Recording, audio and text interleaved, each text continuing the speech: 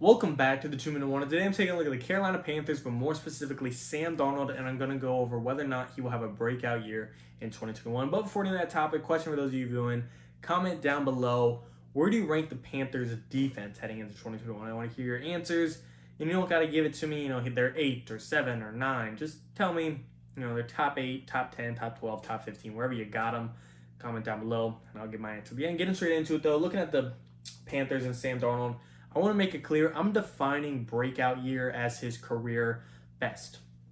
Best year he's had yet. He doesn't have to win MVP or make it to the Super Bowl or the NFC Championship or win the division, but just the best year we've seen out of Sam Darnold, the best of the best out of him specifically.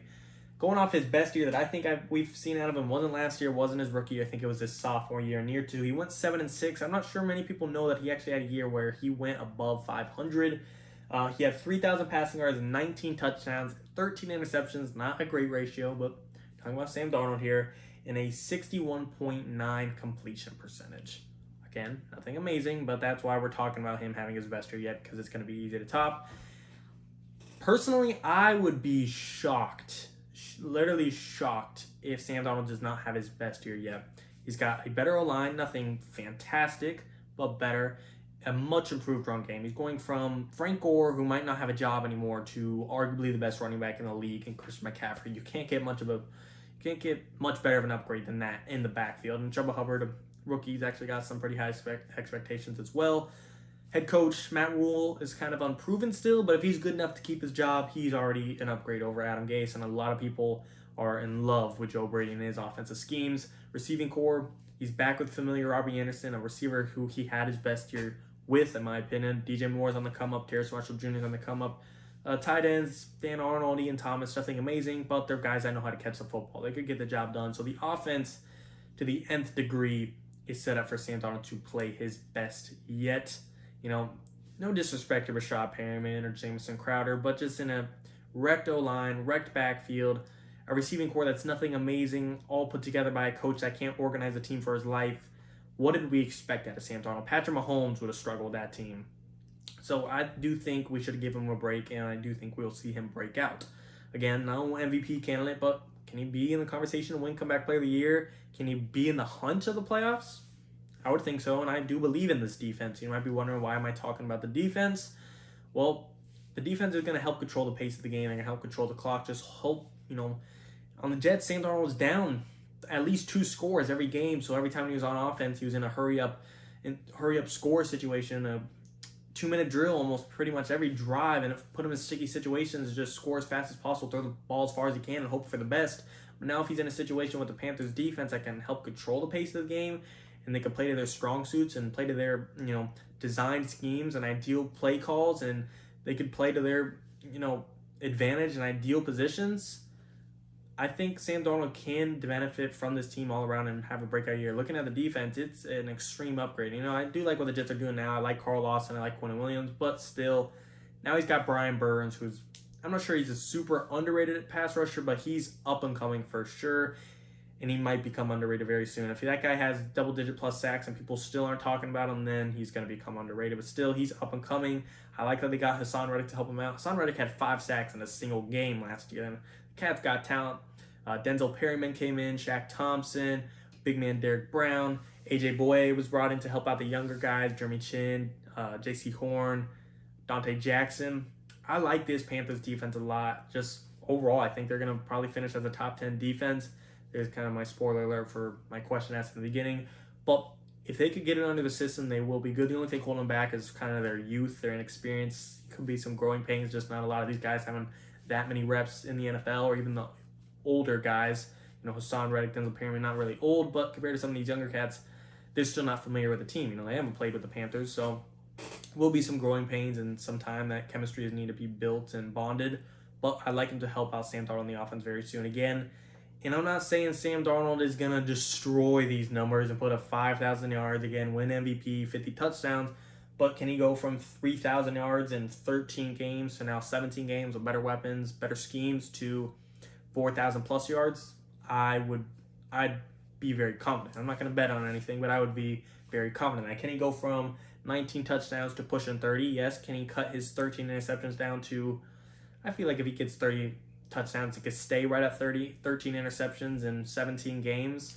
That's about a fair amount for Sam Darnold. That's about 2.5 touchdown to interception ratio, roughly. I'm pretty satisfied with that for the most part. I'm not going to complain too much. If he could cut that down to 10 and 30 touchdowns, this is a comeback player of the year. And say they're 10-7 and pushing for the playoffs. Who's to say this team can't make a run? And Sam Darnold's turned his career around. We've never really seen a QB turn his career around to the nth degree like this. The only other exception I could think of is Ryan Tannehill, a guy that dealt with Adam Gase, went to a new team with a great offense, a great running back, a great up-and-coming head coach, and now he got a big deal, and now he's the face of the franchise, Ryan Tannehill. So it's possible. Who knows? I do think it's hard to predict. Like I said, there's not many other examples. You see a guy get traded on his rookie deal, and then all of a sudden he turns out to be the next best thing. But in this extreme case, he is set up for success. He wasn't traded to the Chiefs or the Bucks or Rams or Packers, whoever you want to call a super team. But in most realistic and ideal situations, Sam Darnold lucked out in getting his fair chance. I've always wanted him to get a fair chance. I'm not a Jets fan. I'm not a Panthers fan, but I am a Sam Darnold fan. I'm a big fan of him. I root for players a lot now, and he's one of the guys I root for. So I really do hope he takes his chance. I rooted for him to get the chance, but if he messes it up, I can't keep making excuses for him. This is his turn now. I'll still give him a little bit of tread with some growing pains early on, but still, if he can't show any progress in this season, career backup is looking like it for Sam Darnold, and the label bust is actually going to be written in stone pretty soon. But that's worst case scenario. I believe in him. Like I said, I would be shocked if that's what turned out. I do think his 3,000 yards will become 4,000 plus. I think his 19 career high touchdowns will be 30-ish. I think interceptions, 13 sounds about right to me. If he could stay around there between 10 and 15 will be ideal. Just for him to break that 2-to-1 threshold is incredible. 61.9 completion percentage. I'd love to see it get in the mid-60s. I'm not asking him to get 75, but if he could up it to 65-ish, that'd be pretty efficient, and it'd be a guy that you can rely on to be your franchise QB. I don't need Sam Darnold to be Mahomes, Rodgers, Watson, Wilson, Brady, but I always compare him to a Matt Ryan, a Derek Carr, a Kirk Cousins, a guy that could just be the franchise guy, a guy that's not going to go, on the same talent level toe-to-toe with Mahomes, but if he has a roster around him, he could compete with them for a game and beat him out for a game and make a Super Bowl run, make some playoff runs, get some experience, be the face of the team, a team that his front office, his coach, his owner, his GM can invest in confidently. That's all I'm looking for, and I do think we'll see it in this breakout year for Sam Darnold. Again, breakout year for you might mean MVP, and you might think, what the hell is this kid talking about? He's not even going to be close to MVP numbers. How is he going to have a breakout year? But as I said before, I'm defining breakout year as his career best, and I think that's very, very possible and very, very likely. We'll see how it turns out, though. Like I said, I do want to hear your guys' opinions or comments or takes. If there's a player or a coach or some situation or scenario that I didn't take into account, drop it down below. I'm open-minded. I'm unbiased. I will look at the comments. I love replying to you guys, and maybe one of you guys could change my mind, and I'll say, oh, crap, I didn't think of that, and rethink the whole thing. Maybe I'll make a new video about it. Who knows? Whatever you guys got to say, if I didn't mention it, drop it down below. And if you just want to say your opinion, let's hear it.